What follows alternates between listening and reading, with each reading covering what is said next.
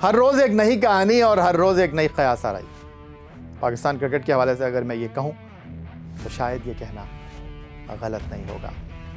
पीर भी गुजर गया, बड़े फैसलों की बाज़गश्त थी पाकिस्तान क्रिकेट बोर्ड के मंच के ऊपर, और सेंट्रल कॉन्ट्रैक्ट के हवाले से पाकिस्तान क्रिकेट बोर्ड ने एक ऐसी गुत्थी को जनाब मंजर आम पर लाने का फ़ैसला किया है जिसके बारे में अगर मैं ये कहूँ कि शायद क्रिकेट बोर्ड के अपने लोग उसको सही तौर पर एक्सप्लेन नहीं कर पा रहे, तो जो समझने वाले हैं वो क्या समझेंगे। लेकिन अभी से क़यास आराइयाँ जनाब नुक्ता उरूज पर हैं और पाकिस्तान में क्रिकेट पंडित, क्रिकेट तज्ज़ियाकार, इसकी तो कभी कोई कमी रही नहीं।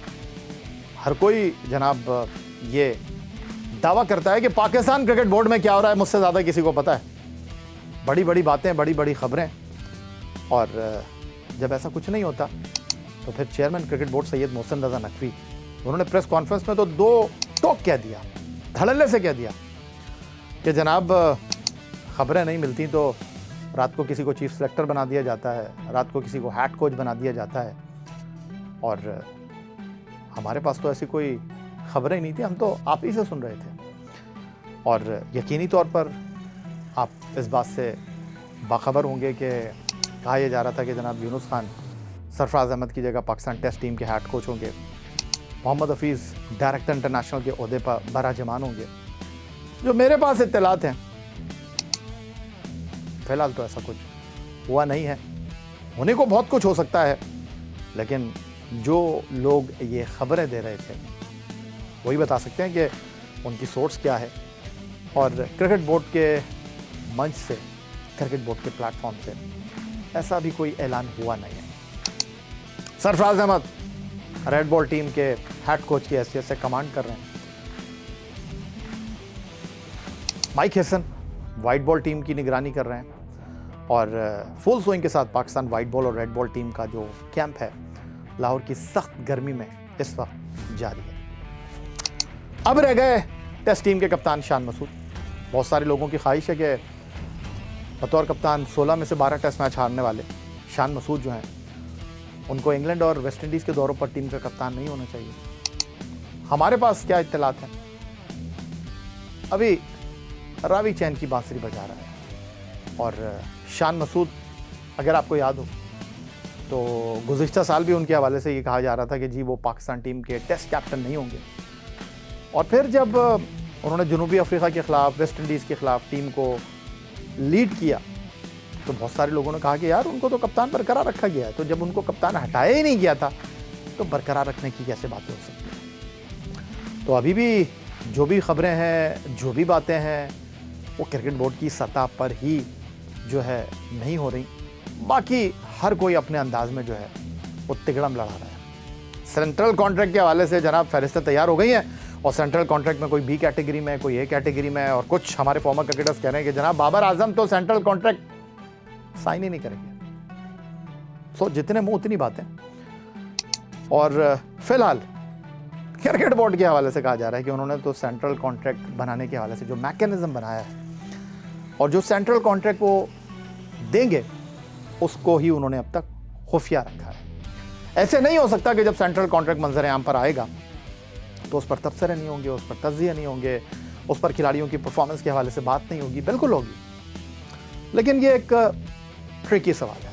अब इसमें एक चीज़ जो मेरा बुनियादी सवाल है वो ये है कि सेंट्रल कॉन्ट्रैक्ट, परफॉर्मेंस, फिटनेस और डिसिप्लिन, इन तीनों शोबों को मद्देनज़र रखकर दिया जाता है, लेकिन घुमाया इस तरह गया है A B, B C, C D, 5 कैटेगरियां बनाकर कि लोग उलझ से गए हैं। उलझे तो पहले भी थे, लेकिन इन गुत्थियों को सुलझाएगा कौन, और इन गुत्थियों को सुलझाने के बाद आप किसी नतीजे पर पहुंचेंगे, शायद ये एक बड़ा सवाल होगा। लेकिन एक बात तय है कि सेंट्रल कॉन्ट्रैक्ट अगले 60 दिन में अनाउंस नहीं होने वाला, ये मैं आपको बता रहा हूँ। और सेंट्रल कॉन्ट्रैक्ट के हवाले से अगर मैं ये कहूँ कि हम बात कर रहे थे कि कप्तान बदल रहा है, हेड कोच बदल रहा है, क्रिकेट बोर्ड की मैनेजमेंट में तब्दीलियां हो रही हैं, सिलेक्शन कमेटी में तब्दीलियां हो रही हैं, कुछ फॉर्मर क्रिकेटर्स आ रहे हैं, कुछ जा रहे हैं। ये सारी चीजें जो हैं वो पीछे रह गई हैं और सेंट्रल कॉन्ट्रैक्ट को लेकर एक अजीबोगरीब सा माहौल बना हुआ है और ये बना रहेगा, ये चलता रहेगा। लेकिन जो लुब्बे लुबाब है गुफ्तगू का वो ये है कि वेस्ट इंडीज के दौरे के लिए हमारी टीम क्या होगी, फॉर्मेशन क्या होगी, सब बता दूं आपको।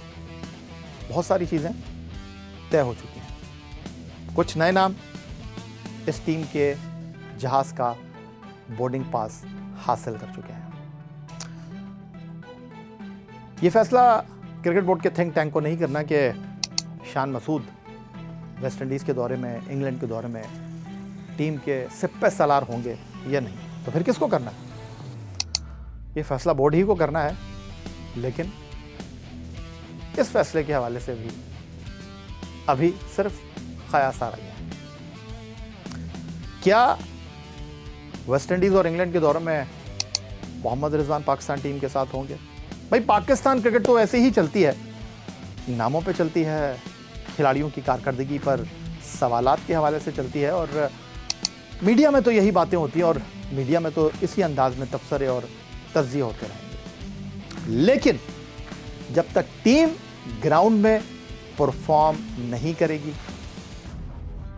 जीत का मेडल अपने गले में नहीं डालेगी, तब तक कुछ नहीं होने वाला। बाकी जो खिलाड़ी अंडर स्क्रूटनी थे मीडिया की वो रहेंगे, जिनके ऊपर उंगलियां उठ रही थीं वो उठती रहेंगी। और शादाब खान बगैर परफॉर्मेंस के पहले भी टीम में थे और शायद आने वाले दिनों में भी टीम के साथ रहेंगे। लेकिन सबसे बड़ा सवाल यह है कि बड़े बुलंद दावे किए हैं क्रिकेट बोर्ड ने। सेंट्रल कॉन्ट्रैक्ट में उन खिलाड़ियों को शामिल किया जाएगा जो डोमेस्टिक क्रिकेट खेलेंगे। सेंट्रल कॉन्ट्रैक्ट में फिटनेस के ऊपर कोई कॉम्प्रोमाइज नहीं होगा। जो टॉप कैटेगरी में होगा उसको कम से कम लीग खेलने का मौका मिलेगा, जो लोअर कैटेगरी में होगा उसको एक से ज्यादा लीग खेलने का मौका मिलेगा। अब होता क्या है, इसके लिए थोड़ा सा इंतजार कीजिए। बातें वही होंगी जो पहले होती रही हैं, फैसले वही होंगे जिन पर तनकीद होगी, लेकिन पाकिस्तान टीम जीतेगी या नहीं? जब तक पाकिस्तान टीम मैदान में नहीं जीतेगी भैया, चाहे आप सेंट्रल कॉन्ट्रैक्ट को सोने के पानी के जो है कलम से लिख दें, दवात से लिख दें, कुछ नहीं होने वाला। पाकिस्तान क्रिकेट को जीतना है। ये कहना कि पाकिस्तान फर्स्ट क्लास क्रिकेट में हमारे सरकर्दा खिलाड़ी खेलेंगे, तो एक सबसे बड़ा सवाल यह है जो हमारे क्रिकेट पंडित, तज्जियाकार, फॉर्मर क्रिकेटर्स सब तबसरे करते हैं, सब तज्जिया करते हैं। बेचारों को यही नहीं पता कि भाई पाकिस्तान का डोमेस्टिक क्रिकेट का निज़ाम जो है वो इंटरनेशनल क्रिकेट कैलेंडर के साथ तजाद क्लैश करता है।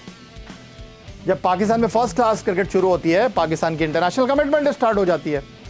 अगर खिलाड़ी पाकिस्तान से नहीं खेल रहा होता तो उसको लीग क्रिकेट में खेलने जाना होता है। तो सवाल यह है कि भाई कैसे खेलेगा एक खिलाड़ी पाकिस्तान का डोमेस्टिक क्रिकेट, और अगर खेल भी लेगा तो कितने मैच खेल लेगा? ये तो कोई पूछ ही नहीं रहा, ये तो कोई सवाल ही नहीं कर रहा, क्योंकि मालूमात ही नहीं है। तो कैसे हो सकता है, कैसे पता चलेगा? क्रिकेट बोर्ड में बैठे हुए ब्रेन अभी सेंट्रल कॉन्ट्रैक्ट में मस्ट कह दिया गया है कि जी आप डोमेस्टिक क्रिकेट खेलेंगे। और डोमेस्टिक क्रिकेट का जो कैलेंडर है वो मंजर आम पर आ जाना चाहिए था। इस बार डोमेस्टिक क्रिकेट के मैचेस कहाँ होंगे, कितने होंगे, सिंगल लीग की बुनियाद पर होंगे, 2 ग्रुप में होंगे, ये तय हो जाना चाहिए था।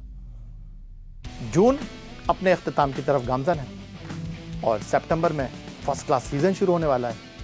किसी को इस बारे में कुछ पता ही नहीं, और फिर ऐसे में कॉन्फ्लिक्ट ऑफ इंटरेस्ट नहीं आएगा तो मुझे आप बताइए, पाकिस्तान टीम इंग्लैंड में होगी, पाकिस्तान टीम वेस्ट इंडीज में होगी, होम ग्राउंड पर पाकिस्तान को न्यूजीलैंड, श्रीलंका को फेस करना है, तो आप फर्स्ट क्लास क्रिकेट खेलेंगे या टेस्ट क्रिकेट खेलेंगे या लीग क्रिकेट खेलेंगे? सुनता जा, मुस्कुराता जा।